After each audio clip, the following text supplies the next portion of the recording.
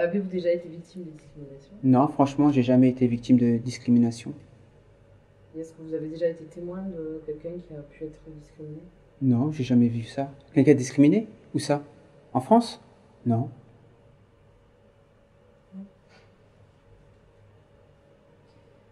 Quel comportement discriminatoire vous révolte le plus? Pas beaucoup, en général. Je sais pas, j'ai jamais vécu ça, donc je peux pas parler d'une émotion que j'ai jamais ressentie, quoi. Vous pouvez pas le ressentir pour les autres? Non, parce que j'ai pas l'impression qu'il y ait vraiment de la discrimination en France, donc je vois pas pourquoi je sentirais une émotion de révolte ou quoi que ce soit. Vous pensez qu'il n'y a pas de discrimination en France? Pourquoi? Vous avez l'impression qu'il y a de la discrimination en France? C'est pas une impression, c'est une certitude. Moi, franchement, j'ai jamais vu de discrimination en France. Je pense que c'est une illusion, quoi, que les gens ils se font. Vraiment, quoi.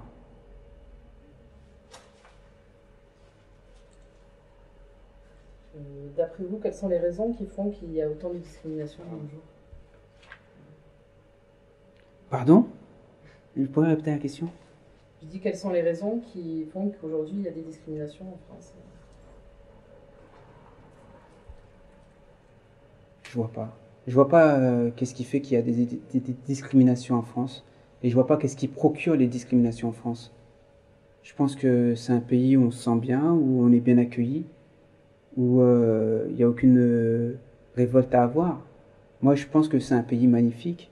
Et tout le monde c'est quand même le pays des droits de l'homme. Et c'est aussi un pays qui a quand même participé pour beaucoup dans l'évolution de beaucoup de pays du tiers-monde. Non?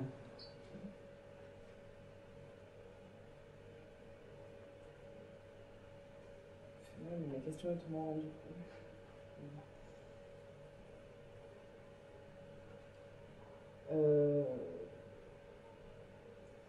Qu'est-ce que ça évoque pour toi, une discrimination? Rien. Vraiment rien, quoi. Mais je comprends pas pourquoi on fait cette interview. Sur les discriminations? Et vous voulez parler des discriminations et vous voulez changer quoi? Justement, on allait vous demander. Vous voulez me demander à moi Ouais. ce qu'il faudrait faire pour changer les discriminations? Si vous aviez des idées pour des solutions. Non, je pense qu'il n'y a pas... Bah déjà, vous pensez qu'il n'y en a pas, donc à partir Donc de voilà. là... À partir de là, c'est vite clos.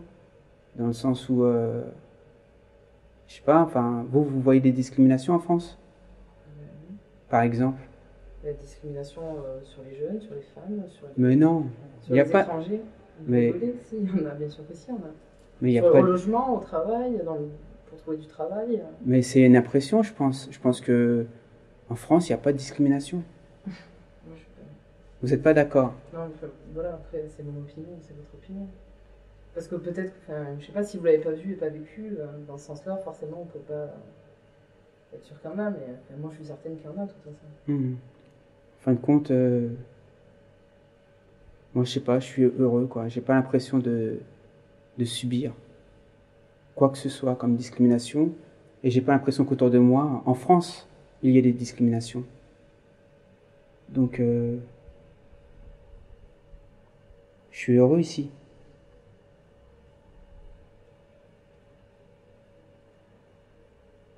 Non, je rigole.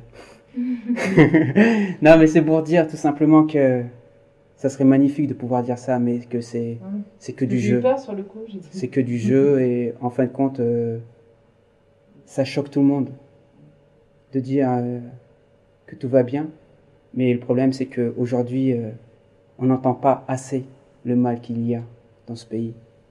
Et on n'entend pas assez le pleur, les blessures qu'on subit, nous autres, les Maghrébins, les Blacks, les étrangers, les handicapés, les femmes.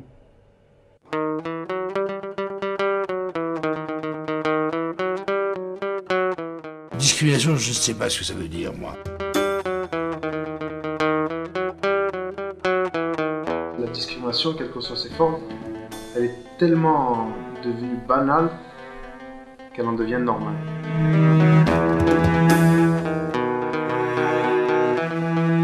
Il y a des gens qui vraiment n'embauchent pas des demandeurs d'emploi qui ont un certain profil. Ou alors qu'ils n'embauchent pas les femmes. Parce que c'est un métier d'homme. Permettre la rencontre avec l'autre. C'est déjà ça le problème. Quand on ne vous reçoit pas en entretien, on ne vous rencontre pas.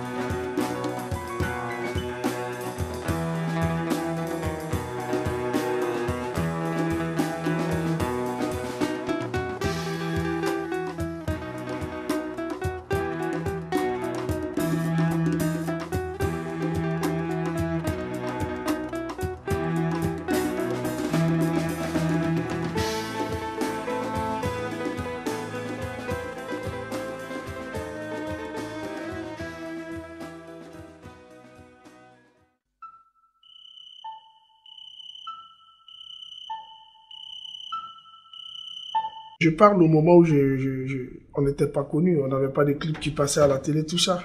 C'est en ce moment-là qu'on vit les vraies réalités. Parce que dans la position dans laquelle nous sommes aujourd'hui, on ne peut pas savoir si c'est parce qu'on est Magic System qu'on est accepté, ou c'est la personne qui est en face de nous, c'est parce qu'on est noir qu'on est accepté. Mais il fallait qu'on soit dans l'anonymat pour savoir, pour vivre vraiment cette discrimination. Mais aujourd'hui, quand tu arrives, on dit, ah, c'est Magic System. Donc, il y a une autre manière de voir la chose, quoi. On voit plus l'artiste que l'Africain, voilà, que la personne. C'est flagrant. Ouais. C'est flagrant qu'on est obligé de s'intégrer. Ça veut dire, on n'est pas d'ici, on doit s'intégrer. Pourtant, moi, je suis parti au bled une fois dans ma vie. Tu vois, 1 mois. Ça veut dire que je dois m'intégrer. Merde. La cité, c'est quoi? C'est un mini-pays, carrément. Tu vois, c'est ça le problème. C'est qu'en dehors de la cité, on n'est pas reconnu. On est tout de suite l'étranger, on est autre chose, on est, tu vois. Dans la cité, t'es chez toi, c'est ton lieu, c'est ton pays quasiment, tu vois. C'est pour ça qu'il y a même des guerres de cité contre cité. T'imagines, tellement les gens ont besoin d'avoir quelque chose, à quoi appartenir. Quand t'es pauvre, dans un quartier pauvre, que tout ce que tu as comme perspective de vie, de réussite, c'est des trucs de pauvres. Voilà. Tu sais même pas que ça existe, Sciences Po à Paris, les grandes écoles où tu peux aller toi aussi. Quand on est pauvre comme ça, l'idée que ça et ça et ça c'est possible pour moi, ça n'est même pas dans ta tête. Donc tu y vas pas parce que ça n'existe pas. À l'école, en histoire et tout ça, on nous apprend rien. On n'est pas au courant de notre vie, notre histoire. Je sais pas pourquoi, dans la classe, il y a Mohamed, Mamadou, Djibril, et j'en passe, portugais, espagnol et tout. Pourquoi on est tous mélangés? C'est pas pour rien qu'on est là. Les discriminations, elles sont quotidiennes. Elles sont simplement un regard, un bruit, un froissement de sac qui se tient plus proche du corps. Il ne faut pas nous prendre nous comme exemple. Toutes ces stars que vous allez voir et qui vont vous parler de discrimination sont des exceptions. Les gens susceptibles de nous rendre service, au contraire, nous prennent nous comme contre-exemple.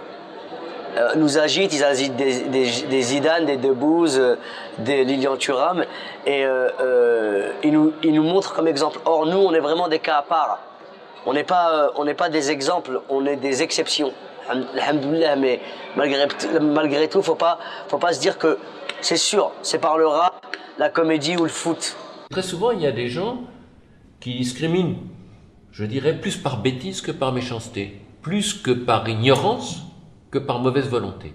Alors, je ne dis pas qu'il faut faire crédit à tous ceux qui discriminent. Je dis simplement qu'il ne faut pas leur donner l'excuse de l'ignorance. On pourra dire ce qu'on veut, mais en tout cas, en Angleterre et aux États-Unis, les Noirs, je les vois à la télévision. Les Noirs, je les vois chefs d'entreprise. Les Noirs, je les vois dans les pubs. Et ici, Walou.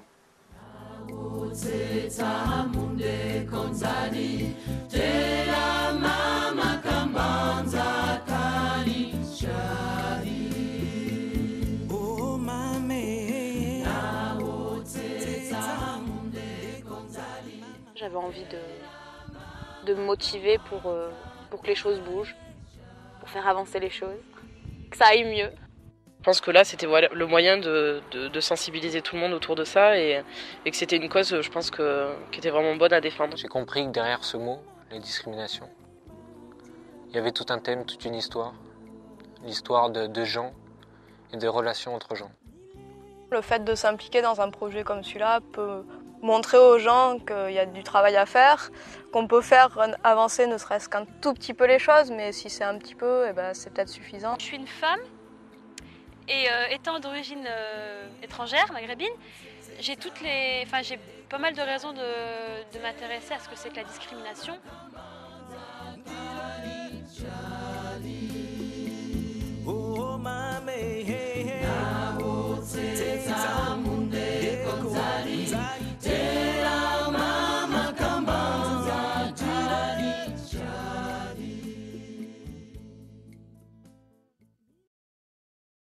Qu'est-ce que la discrimination?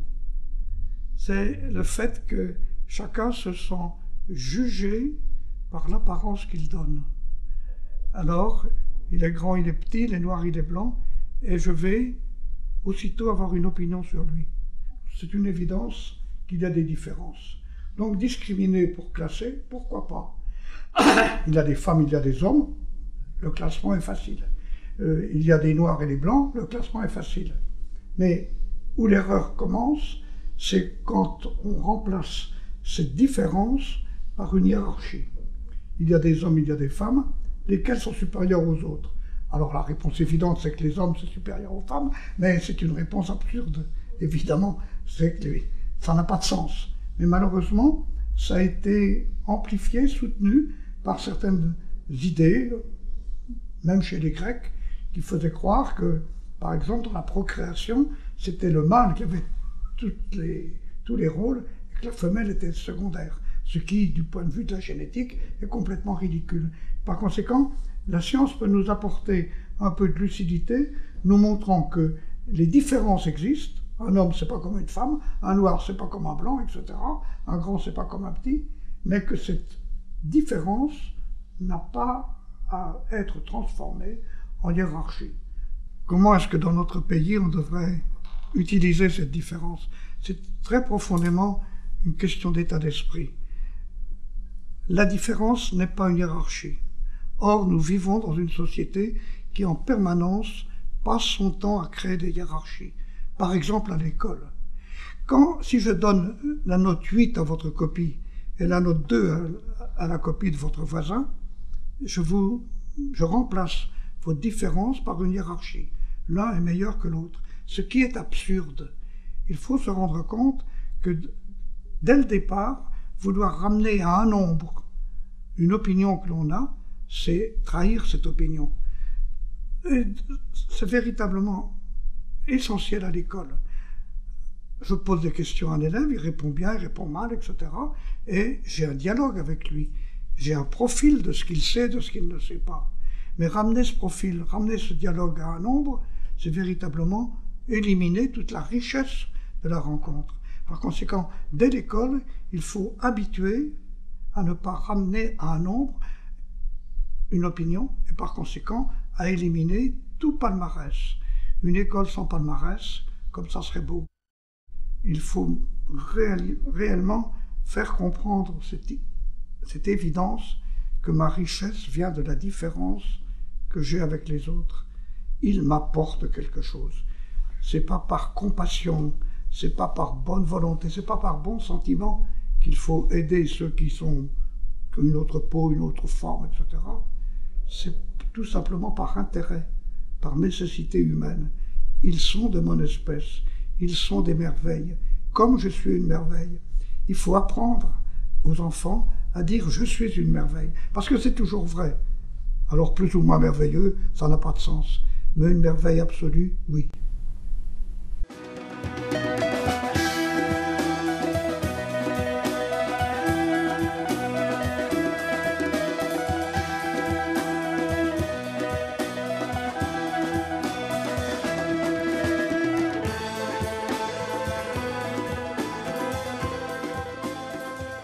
Avant de participer à ce projet, la discrimination, c'était un gros mot pour moi. Un très gros mot. parce que ça englobait certaines choses que je pouvais sentir, mais pas toucher, pas palper réellement, pas comprendre la douleur que ça peut infliger, un regard désobligeant. Bah, disons qu'avant les discriminations, je savais qu'elles étaient là, qu'elles existaient, mais je savais pas qu'elles étaient aussi présentes en fait et qu'il y avait autant de personnes qui étaient touchées dans des secteurs différents, quoi. Et c'est vrai que le fait de faire ce documentaire, j'ai vu que franchement c'était qu'il y avait énormément de gens touchés par des discriminations aujourd'hui. Et du coup j'en ai pris plus conscience en fait et j'y suis plus attentive et du coup j'ai l'impression qu'il y en a partout autour de nous, quoi, que ça grouille de partout de discrimination, quoi. Est-ce qu'on a été des victimes de discrimination à nos débuts pour notre carrière, quoi? Franchement non, du tout. C'est-à-dire comme on fait du rap et que le rappeur est soit noir soit arabe, en tout cas à l'époque où on rappelait, quoi, c'était assez commun, aucun problème. Quand j'ai cherché un appartement, alors là je t'explique. C'était carrément, au téléphone tout allait bien forcément, et puis dès que ta tête arrivait, forcément il avait été loué entre le moment où elle t'a vu à 10 mètres et le moment où elle te parle à 5. Tu vois? Bon, tu peux rien dire, hein, tu serres les dents, au bout du 3e, 4e la journée, tu dis bon, mais pour aujourd'hui ça va aller, parce que sinon ça va virer au meurtre. Et puis voilà quoi, et puis après t'envoies ta copine qui n'a pas la même couleur, et puis d'un coup la partie tombe dans la semaine, quoi. Ça c'est rude. C'est rude, hein. Faut déglutir sa salive, hein. Donc ouais, des comme ça, ouais, plein. Jamais de la vie. J'ai vécu dans un monde idyllique, avec des gens qui s'aimaient les uns les autres, qu'ils soient blanc, jaune, vert ou bien pourpre. Tout le monde s'aimait, le matin on se faisait des bisous, on jetait des chamallows dans la gorge. Voilà, j'ai vécu un peu dans l'île aux enfants. Bien sûr que oui, que j'ai subi des discriminations.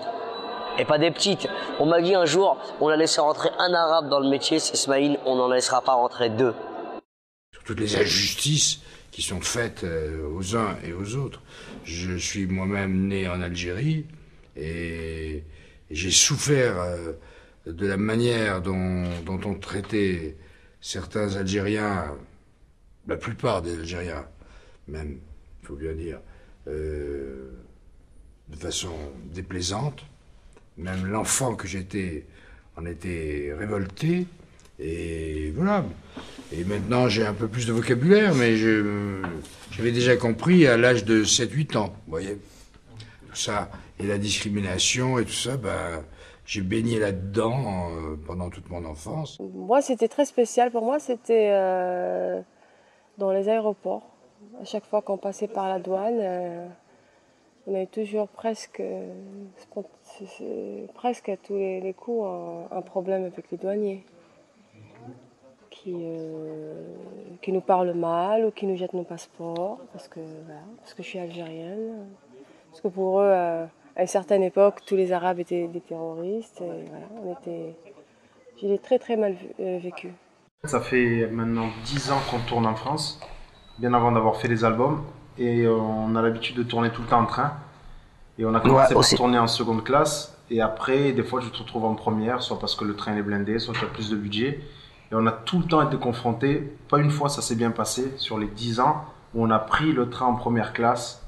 Et on se fait recaler sans même qu'on nous demande nos billets. Et ça, on l'a vécu pas une fois, pas 2 fois, tout le temps. Ma femme était arrivée dans une agence et il y avait un appartement qui était libre. Et la dame de l'agence a dit à ma femme, je ne peux pas vous le louer. Et elle lui a montré la note de la propriétaire. Pas d'animaux de compagnie, pas de noirs ni d'arabes. C'est que quand tu vas démarcher un appartement et qu'on te traite au même niveau qu'un hamster, c'est pas terrible. Et à force d'avoir discriminé à l'embauche, à force d'avoir empêché les têtes pensantes, les têtes grises des quartiers, ou même d'ailleurs, de montrer que leur travail était récompensé, à force de les mettre de côté parce qu'ils n'étaient pas BBR, comprend, bleu, blanc, rouge, eh bien aujourd'hui il y a des bataillons de mères, des régiments de petits frères qui n'ont plus d'espoir, qui ne veulent plus croire aux lois de la République, qui ne veulent plus croire à la Marseillaise. Moi je pourrais te chanter la Marseillaise, te faire tout le tintamarre autour de des chants nationaux, mais je resterai un bico. Même si là-dedans, mon cœur, il rêve en bleu, blanc, rouge. Je pense qu'il y a toutes sortes de choses qui font que les êtres humains sont différents et ont du mal à s'accepter en tant que tels. Et je pense que, enfin moi en tout cas, ma démarche depuis toute petite, elle a été, étant justement une étrangère, je savais que je venais d'ailleurs, que peut-être je me heurterais à ça, à une incompréhension, en tout cas possible. Je j'ai jamais fait attention à quoi que ce soit et en tout cas, j'ai jamais été victime d'une discrimination de manière frontale, quoi. On m'a jamais dit, on m'a jamais traité, on m'a jamais insulté, on n'a jamais d'insulte ni raciale ni autre, ni du fait que je sois une femme, ni autre chose. Mais c'est vrai que parfois, je pense que tous, il y a un moment donné, si on subit un échec, on est tenté de se dire c'est parce que je suis ci ou c'est parce que je suis ça. Et moi, j'ai jamais voulu faire ça, jamais même versé là-dedans, j'ai jamais fait attention à ça. Les dispositifs pour lutter contre les discriminations, il y en a pas assez forcément, quoi, parce que, par exemple, aujourd'hui, il n'y a que la HALDE vraiment qui lutte, c'est vraiment le gros, l'organisation mise en place, quoi. Bon, après, ils ont des partenaires, tout ça, mais je pense qu'il n'y en a pas assez, quoi, qu'il y a un gros travail à faire là-dessus, quoi, de nos jours, quoi. Il faudrait qu'ils mettent plus de choses en œuvre pour lutter contre les discriminations, parce que pour moi c'est pas suffisant, quoi. Les moyens qui ont été mis en place aujourd'hui, je pense que forcément ils sont appropriés. Maintenant, s'ils suffisent, je pense pas, parce que sinon la discrimination on n'en parlerait plus. Je vois qu'il y a des gens qui font vraiment des choses concrètes pour faire bouger les choses et éviter que les discriminations perdurent. Mais néanmoins, je crois qu'on ne sait pas assez qu'il y a ces gens qui sont présents. Le grand public ne les connaît pas, ou les connaît mais ne savent pas qui s'implique dans ce genre de problème. Et finalement, c'est dommage parce qu'il y a des choses qui sont faites, mais c'est souvent laissé aussi dans l'ombre. Des organismes qui traitent tous les cas parce qu'ils savent écouter. Ils écoutent toute personne, toute minorité confondue, la Daïs, la HALDE. Rien n'empêche de faire une demande d'aide juridictionnelle. Ce sont des informations qui sont très précieuses pour les personnes qui souffrent.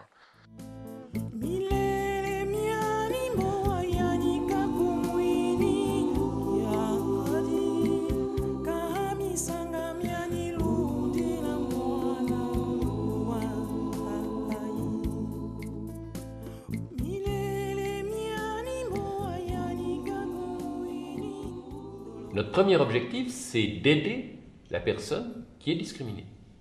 Comment? En lui donnant des conseils, en faisant pression sur la personne qui fait la discrimination, ou en envoyant au tribunal correctionnel, celui qui discrimine, parce que discriminer, c'est un délit. Dans un certain nombre de cas, par exemple, des salariés nous ont dit « Mon employeur a discriminé contre moi. Est-ce que vous pouvez m'aider en venant témoigner devant le tribunal pour soutenir ma cause ?» Et nous répondons oui. Nous répondons oui après avoir établi le dossier qui montre la discrimination. Et ça veut dire que la personne qui vient à nous, elle a beaucoup plus de force après. Parce que devant le tribunal, elle peut dire « Regardez, la haute autorité dit il y a eu discrimination. Il y a eu ces faits qui sont interdits. » Vous voyez bien que la position est beaucoup plus forte face à un employeur quand on peut dire « Moi, je ne suis pas seul. La haute autorité de lutte contre les discriminations est avec moi. » Le second métier, c'est parce que beaucoup de gens sont victimes de discrimination et ne réclament pas. Parce qu'ils n'osent pas, parce qu'ils sont inquiets, parce qu'ils ne savent pas qu'on existe. C'est nous-mêmes d'aller débusquer des discriminations. C'est-à-dire d'essayer de pointer des gens qui, dans l'emploi, dans le logement, dans l'accès à un service, par exemple une boîte de nuit, discriminent. Et pour débusquer les discriminations, il y a une technique qui est très efficace, ça s'appelle le testing. Et puis on a un troisième métier, qui est de faire des mesures pour l'égalité. Il ne s'agit pas seulement de lutter contre des discriminations, mais de faire en sorte que l'égalité soit plus réelle. Dans ce cadre, par exemple, on a écrit à 150 entreprises, les plus grandes entreprises de France, pour leur dire, voilà, il y a toute une série de choses que vous pouvez faire pour améliorer l'égalité des chances. Dites-nous si vous les faites, comment vous les faites, et nous allons faire en sorte que ces bonnes pratiques se diffusent dans toutes les entreprises de France. nous avons reçu jusqu'à présent environ 1500 réclamations. Alors, chaque fois qu'il y a une réclamation, nous répondons à la personne et puis nous faisons ce qu'on appelle l'instruction de la réclamation. C'est-à-dire que on demande à la personne, par téléphone ou par écrit, de préciser ce qui lui est arrivé, si elle a des documents. Et puis après, on se tourne vers celui qui est accusé d'avoir discriminé. Et on lui dit, donnez-nous tous les éléments. Et on donne la liste des éléments, et puis on regarde, on essaie de voir la vérité. Dans certains cas, les choses sont simples, on fait la preuve facilement. Je vais prendre un exemple concret. Quelqu'un qui avait fait une petite annonce disant « Cherche personne de 25 à 40 ans ». Et donc ça voulait dire si vous aviez plus de 40 ans, vous ne pouvez pas venir. On a dit là, il y a discrimination. Si vous avez plus de 40 ans, vous êtes exclu. Et donc, on a saisi de cette affaire, transmis le dossier au parquet, au procureur de la République pour aller au tribunal. Et puis on a écrit aux agences d'emploi et on leur a dit, vous voyez, si vous faites cela, vous allez aller devant le tribunal.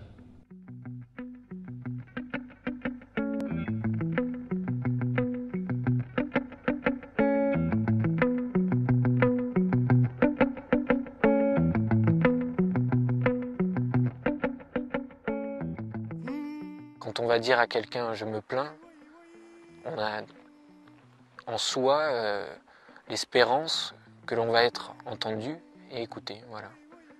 Et je pense que c'est par là et par les audits que commence une certaine reconnaissance. Nous sommes dans un pays où il y a vraiment beaucoup de gens différents et même si on vit ensemble depuis un bon moment, il y a des gens qui n'acceptent encore pas vraiment ce fait de vivre ensemble. Et c'est vrai que c'est dommage parce que elle n'est pas forcément justifiée, même pas du tout justifiée, cette discrimination. Elle est basée sur rien. Je me rends compte que justement les Français, ils connaissent pas leur France en fait. Par leur réaction justement à cause de la discrimination, parce qu'ils sont capables de discriminer, ça veut dire qu'ils savent pas, ils regardent pas autour d'eux, ils savent pas ce que c'est que la France. Et aujourd'hui la France c'est ça, c'est des gens de tous les milieux, de toutes les origines. Et voilà, et j'aimerais que ces personnes-là justement, elles apprennent à vivre avec ces personnes-là. Et que justement, je pense que si elles arrêtaient leur a priori, leurs préjugés, qu'elles passaient au-dessus en fait de ce qu'on a pu leur dire ou de ce qu'on a pu leur montrer à la télé, qu'elles apprennent à connaître ces personnes-là et je pense que l'opinion de chacun changera et j'espère qu'un jour ça arrivera, quoi, vraiment.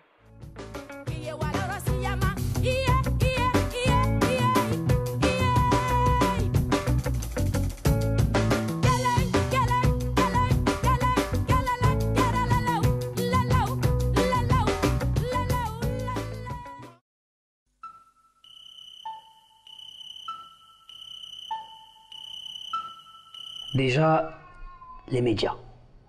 Les médias, la dernière fois, je regardais un reportage, une femme me disait « Ouais, mais je vote Front National », mais la femme, il y a une journaliste, il lui dit « Mais chez vous, il n'y a pas d'immigration ». « Oui, mais vous avez vu ce qui se passe à la télé ?» Tu vois, juste cette phrase-là, ça me fait peur parce que je me dis que vraiment, les médias, ils installent une peur, vu que les gens, faut bien expliquer, déjà le racisme vient par rapport à l'ignorance. C'est de l'ignorance. La télé te dit que c'est comme ça. Tout le monde y croit. Ça peut être plein de choses. Ça peut être malheureusement la misère, la pauvreté, parce que les gens sont facilement manipulables et le bouc émissaire est toujours bienvenu. La peur. On l'a vu par le passé, récemment, la peur peut amener les gens à avoir un regard complètement différent sur leurs voisins, alors que jusqu'à présent, tu vois, ils s'en foutaient complètement, et puis la peur leur fait prendre conscience qu'il est différent, donc forcément il y a peut-être danger. Après tout, ils ont fait sauter les tours, ils peuvent venir faire sauter ma porte. Hein, c'est un petit peu ce qu'on leur fait croire, c'est les mêmes, on fait croire que c'est quand même les mêmes. Donc voilà, il y a l'amalgame aussi, hein. L'amalgame, c'est la sœur cadette. Hein. Et c'est pas à moi de déterminer ce que l'autre doit penser. C'est pour ça que le média, la télévision, la presse, la radio ont une grande responsabilité. C'est eux qui doivent transmettre le soleil de nos couleurs de peau et ne pas les rendre comme des phénomènes artistiques. Genre, tiens, aujourd'hui un blague va présenter le JT de 20h, oh c'est extraordinaire. Mais non, s'il a le talent, donnons-nous la chance de nous exprimer. Donnons-nous la chance de vous convaincre qu'on est à la hauteur de vos espérances et arrêtez de nous faire goûter à la France comme une souffrance. Quand il y a un noir ou un arabe qui passe à la télé, tous les noirs et les arabes, enfin la plupart, le regardent comme ça, quoi, tu vois, en disant pourvu qu'ils disent pas de conneries. Parce que tout le monde se sent absolument représenté, même si ça ne devrait pas, puisqu'on est tous français. Quand la France aura intégré, qu'on fait partie intégrante de la France, qu'on est en banlieue parce que c'est le ministère de la ville qui a décidé qu'on appelait ces lieux de bannissement banlieue, on n'a fait que subir, on n'a fait qu'être exclus. Donc quand on nous dit qu'on n'est pas les bienvenus, qu'il faut nous nettoyer au Karcher et qu'il faut et qu'on nous renvoie chez nous alors qu'on est en situation régulière, c'est normal que d'un coup la discrimination positive, j'y crois beaucoup moins. Je me dis que je la vois pas et elle est loin d'être là, parce qu'on s'aperçoit tout juste qu'il y a de la discrimination. Quand quelqu'un est discriminé, il est discriminé, mais pas pour une raison. En général, il l'est pour plusieurs. Et c'est souvent comme ça que ça se passe. Les gens ne sont pas uniquement... vous comprenez, quelqu'un n'a pas une couleur de peau ou une origine par ses parents. Il habite aussi un quartier, il a des parents qui ont telle ou telle profession. Vous voyez, les destins des individus sont faits de tout ça. Vous voyez, et il faut bien voir que à la fois l'injustice sociale, la reproduction sociale, les inégalités des chances, elles proviennent de ce cocktail. On ne peut pas non plus les simplifier en disant que c'est un élément plus qu'un autre, mais c'est cet ensemble-là. La France est très en retard. C'est un des derniers pays à ne pas prendre ce problème comme étant un problème. Ne pas considérer que c'est un problème parce que dans l'article 1 de la Constitution, il est dit que tout le monde, on est égaux, libres, etc. Pas de distinction, ni de race, ni de religion. Mais la réalité, c'est pas du tout ça. La France n'a jamais psychologiquement réglé ses problèmes avec ses anciennes colonies. Donc ils règlent leurs problèmes avec les enfants français issus de l'immigration des anciennes colonies. Eh ben. La seule solution qu'ils nous ont proposée, c'était le CV anonyme. Alors pourquoi pas le rendez-vous avec l'homme invisible pendant qu'ils y sont.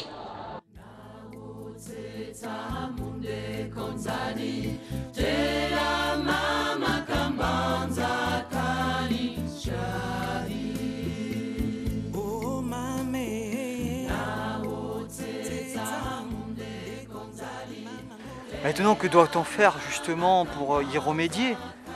Je pense que la seule chose qui soit valable, c'est les sanctions.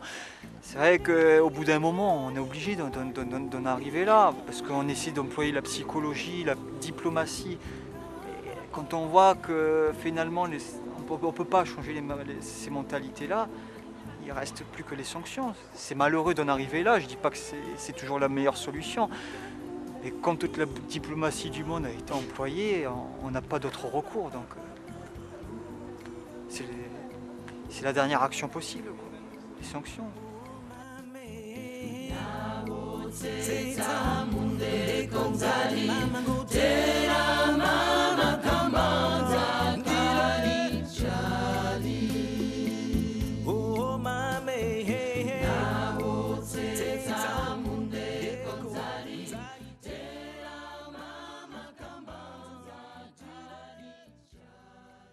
Les enquêtes par testing qu'on a décidé de mener à l'Observatoire, la première grosse enquête est de 2004, et l'idée qu'on a eue, c'était de faire donc, des envois de CV, bon, selon la méthode classique qu'on connaît depuis les années 60 en Angleterre et dans beaucoup de pays du monde, c'est d'envoyer des CV qui sont quasiment identiques en réponse à des offres d'emploi et qui varient par une variable. Alors c'est ce type d'enquête, on a décidé de faire ces testings, et moi j'ai trouvé que c'était intéressant de ne pas faire comme on fait d'habitude, où on envoie, à l'étranger, c'est souvent comme ça qu'on fait, vous envoyez par exemple un CV d'une personne d'origine marocaine, et puis une personne qui est de français de souche, par exemple.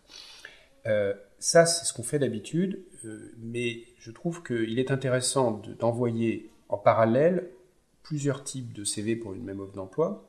Par exemple, qu'est-ce qui se passe pour quelqu'un qui est une mère de famille avec 3 enfants? Qu'est-ce qui se passe pour quelqu'un qui est un candidat de 50 ans, un candidat handicapé, etc. Parce que la réalité des discriminations, c'est ça aussi. Et en fait, les résultats si vous voulez, maintenant qu'ils sont très bien connus des testings, il faut bien ajouter que c'est des emplois de commerciaux. Au niveau BTS Bac+2, Donc, il ne faut pas, comme c'est souvent le cas, bon, par simplification, les gens pensent que ça mesure les discriminations de, si vous voulez, en France en général. Ce qui n'est pas tout à fait juste, parce que vous savez bien que selon les niveaux de diplôme, selon les secteurs, ça peut être différent.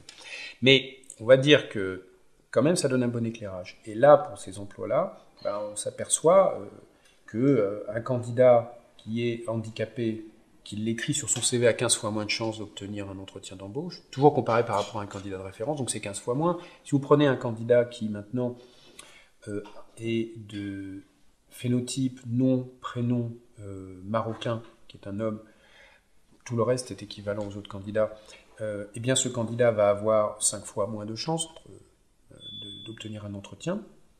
Si vous prenez un candidat de 50 ans, bah, lui a également à peu près 4 fois moins de chances. Donc là aussi, discrimination pour ceux qui sont, comme on dit, des seniors. Après, vous avez aussi un type de candidat dont on s'est aperçu qu'il est assez discriminé, c'est le candidat qui est obèse. Le candidat obèse, donc là de la surcharge pondérale, c'est vraiment l'obésité, quelqu'un qui va avoir pour ce type d'emploi 3 fois moins de chances de décrocher un entretien d'embauche. Après, il y a l'effet quartier. Là, effectivement, vous allez également diviser par 2 vos chances d'obtenir un entretien parce que vous habitez un quartier qui est connu comme étant une zone sensible. Dans les testings sur CV, quand j'envoie une photo, je sais bien que les recruteurs ils regardent la photo dans le coin et quand la photo est moche, le CV part au panier. D'accord ? Que si vous n'avez pas le bon look vestimentaire, c'est poubelle directe. Okay ? Mais ça, à la limite, le look, les recruteurs le disent, mais sur l'apparence. Et moi, un recruteur qui va vraiment dire, ou qui a conscience, ou même qui dit que c'est en fonction de la tête qui recrute, beaucoup ne le disent pas. Ils le font, mais ils ne le disent pas. On s'est aperçu qu'une femme qui a des enfants est discriminée aussi. Pas en tant que telle une jeune fille ou une femme qui se présente à un emploi, pas forcément. Mais on sait, et on l'a fait, que sur certains types d'emplois, il est certain que si une femme mariée avec enfant candidate, là, elle est clairement discriminée. Évidemment, quand vous faites le testing, c'est pas contestable. Les CV, on voit bien qu'ils ont fait l'objet d'un traitement différent sur un seul élément que vous aviez changé dans des CV qui étaient quasiment les mêmes. Donc quand vous avez un écart qui porte sur quelques centaines d'offres auxquelles vous avez répondu, il n'y a pas de problème, les écarts sont significatifs et scientifiquement parlant, vous êtes sûr du truc. Donc vous savez qu'il y a discrimination. C'est quand même la grosse différence. Et là, vous ne pouvez pas vous abriter derrière le fait que la prestation du candidat à l'entretien n'était pas la même, etc. Non, c'est pas vrai, puisque c'est juste les envois de CV. Donc là, il n'y a pas de problème.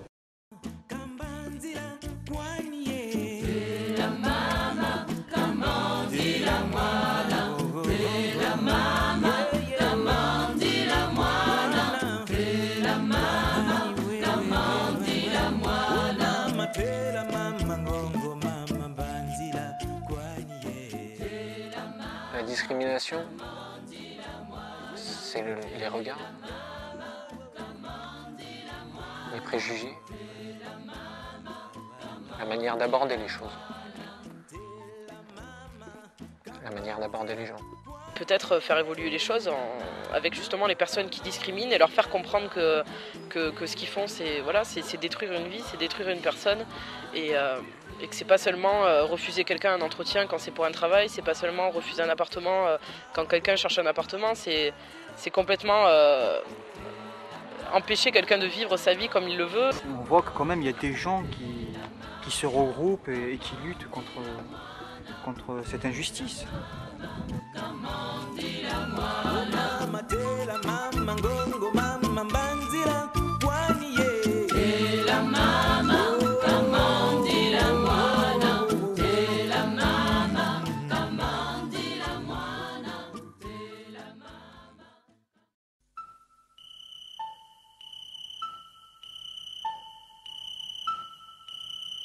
On a besoin du passé comme tremplin pour rebondir dans le présent. Il est temps que la France accepte toutes ses couches, toute son histoire, et donc l'histoire de tous ces peuples qui composent la France tout simplement, quoi. Et comme il le dit, et comme on le dit souvent, on a eu tellement d'interviews, on n'arrête pas de le dire, ça passe par là, ça passe par l'apprentissage de l'histoire de la France, donc l'histoire de l'Algérie aussi, l'histoire du Sénégal, l'histoire de tout ce que la France a colonisé comme pays, tout simplement, pour que même nous déjà, personne, nous sachions notre histoire tout simplement, et pas juste oralement par nos parents, mais par l'éducation nationale, donc par la France, qui est quelque part notre mère, Voilà. Et que les autres aussi, justement, qui n'ont pas la même histoire que nous, comprennent que c'est leur histoire aussi, quelque part. Donc notre histoire à tous. Et quand je vois tous ces gens qui se battent dans les quartiers pour monter des associations, pour que les jeunes puissent lire, écrire, faire des trucs de basket, pour moi c'est la plus grosse lutte.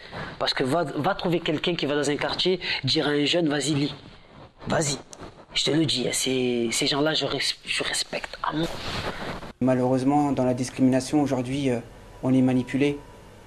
On est manipulé, c'est-à-dire on essaie de nous montrer du doigt comme étant les causes de tous les échecs du pays. Et je pense qu'on a plus à apporter en France qu'elle n'a pillé en Afrique. C'est dire si vraiment on peut enrichir ce pays à travers nos métissages. Je pense que ce qu'il faudrait changer, c'est dans la mentalité des gens. À un moment donné, leur faire comprendre qu'effectivement, c'est déjà assez dur d'être humain. Alors venez pas me casser les pieds avec vos ethnies, vos différences, vos machins. Faites lire vos enfants. Quand ils ouvrent un livre, vos enfants, après, ils deviennent des oiseaux. Ils peuvent s'envoler, prendre leur envol.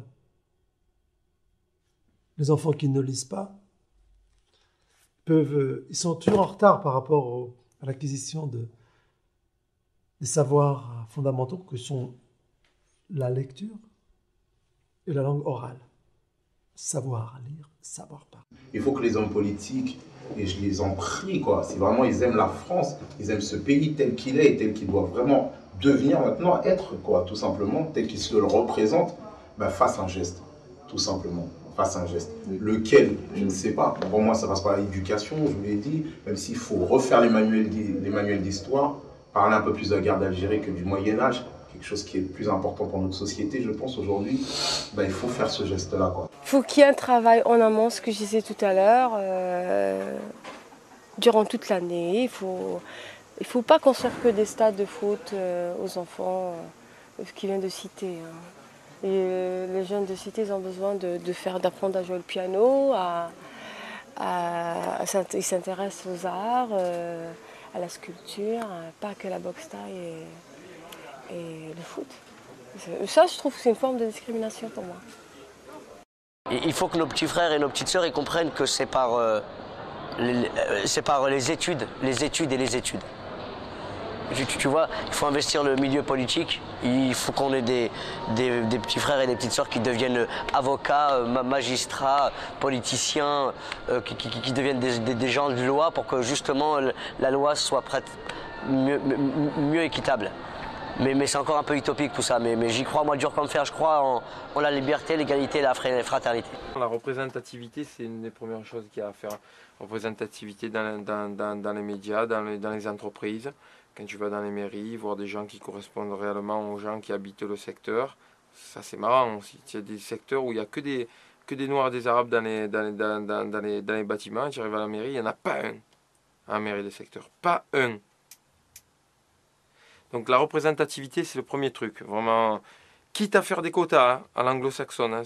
Il n'y a que ça qui marche parce que nous on dit oh les salauds, ils font des quotas. Oh, le communautarisme, alors c'est vilain. On ne fait rien. Nous, il n'y a pas de quota, il y a zéro.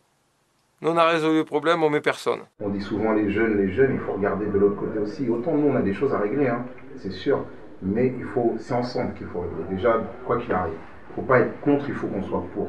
Tous ensemble. Pour quelque chose de meilleur.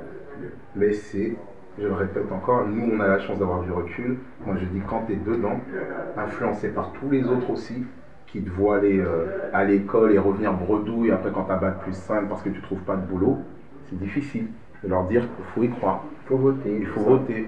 Il faut arriver, alors c'est pas forcément facile, mais il faut arriver à avoir une meilleure connaissance de la façon dont fonctionne le système éducatif, la scolarité, les orientations, l'accès à l'emploi, les carrières. C'est-à-dire que chacun dans les choix qu'il va faire, d'orientation, les filières, les emplois, qu'est-ce qui fait qu'on fait carrière, qu'on ne fait pas carrière, etc., les clés du recrutement. Bon. Sur une série de décisions que chacun va prendre, parce qu'il y a une part de choix. Tout va reposer sur le fait d'avoir les bonnes informations, de connaître comment les choses fonctionnent. J'aimerais pouvoir te dire quelque chose de positif par rapport au sujet que tu veux traiter. Mais la discrimination, elle est tellement enracinée dans ce pays.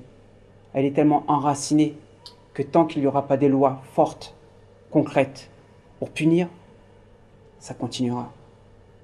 Sans cesse, sans cesse, sans cesse, sans cesse. Et j'en suis malade.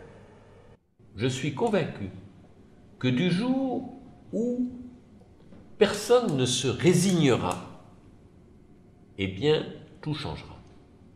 C'est ça, pour moi, ce qui est essentiel. C'est qu'il ne faut jamais accepter l'injustice. Si vous acceptez l'injustice, elle continue. Si vous la refusez, alors vous la vaincrez.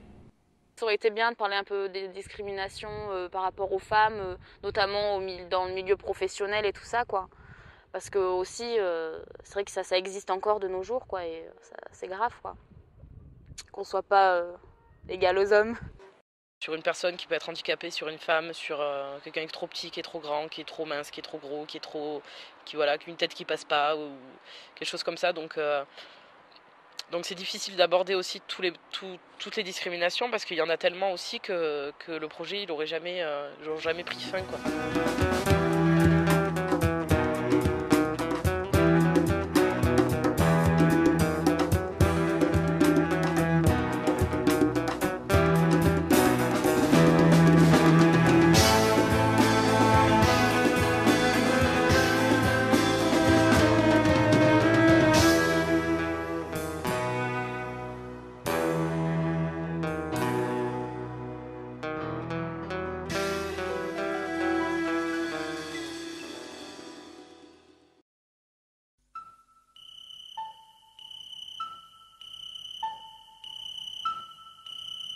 Le problème de la France, c'est que la France ne se reconnaît pas dans le miroir.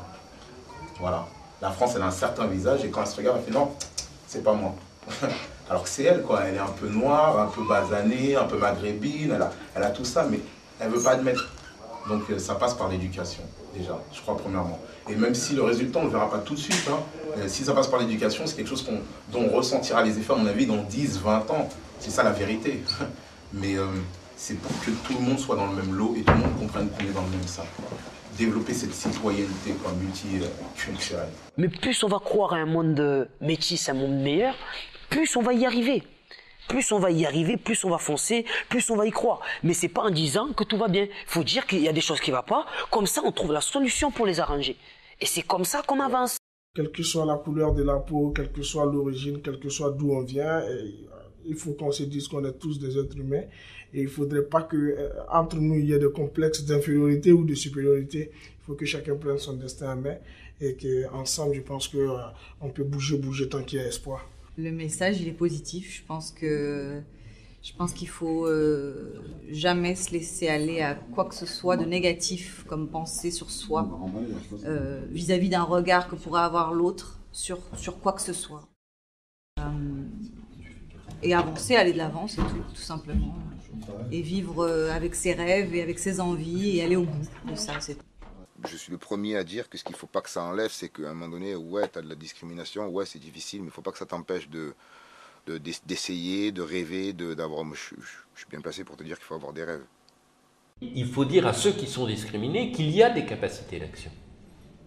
Je crois que, je le répète, l'obstacle, c'est l'ignorance d'un côté, la résignation de l'autre. Entre ce qu'on appelle les Français des souches, et nous, les Français des branches, il y a un tronc commun. C'est la République française. Je pense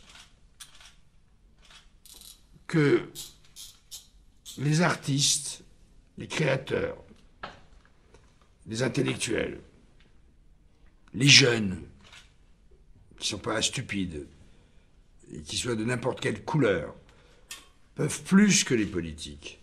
Ils peuvent convaincre, nous pouvons convaincre. Pas laisser la rancœur et l'aigreur vous envahir. Il y a des solutions de partout, il y a des gens bien surtout.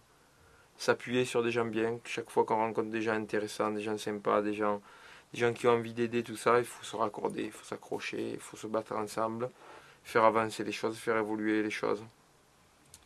Là, il n'y a pas qu'une porte pour s'en sortir, il y a 10 000 portes. C'est plus compliqué de l'ouvrir quand on n'a pas grand-chose, quand on vient d'un endroit et qu'il y a beaucoup d'obstacles, mais c'est faisable.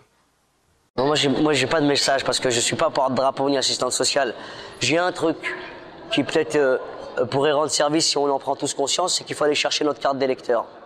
Il faut aller voter, prendre conscience qu'on a notre mot à dire, qu'on est chez nous ici, que il faut pas croire ce qu'on voit ou on entend à la télévision. À nous d'aller chercher la vérité nous-mêmes. Ne cherchons pas à être, ne nous laissons pas polluer par l'intoxication informatique. Mais allons plutôt au devant de notre avenir. Si on ne s'occupe pas de la politique s'occupera de nous, de toute manière.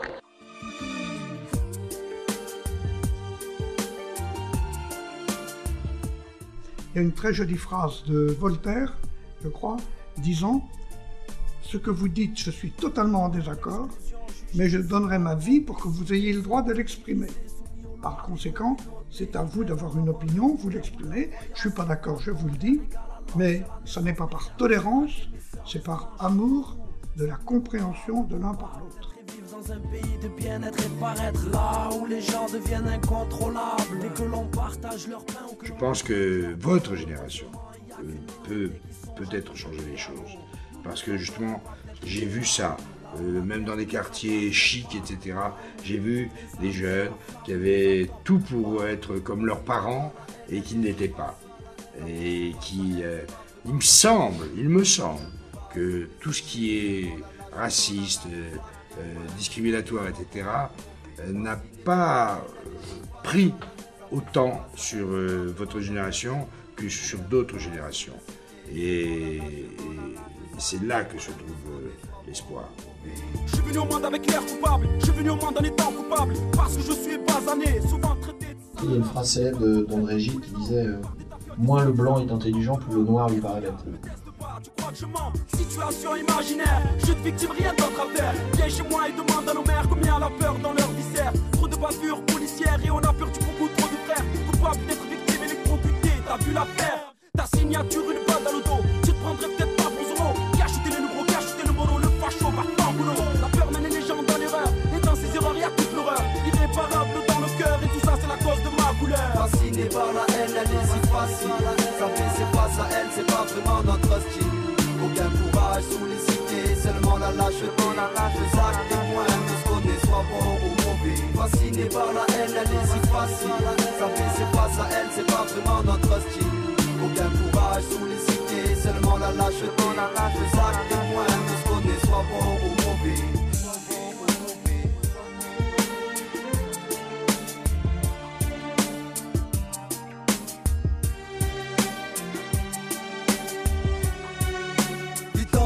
Mêmes lois, connaissons-nous les mêmes droits? Entend sentir ce poids, la culpabilité des jeunes, le délit de faciès me freine. Fille des siennes, et personne ça ne gêne. Double peine, 2 fois plus de peine pour elle. Un poids avec compétence ne suffisent pas. Pas plus 3, y'en a qui tirent vers le bas.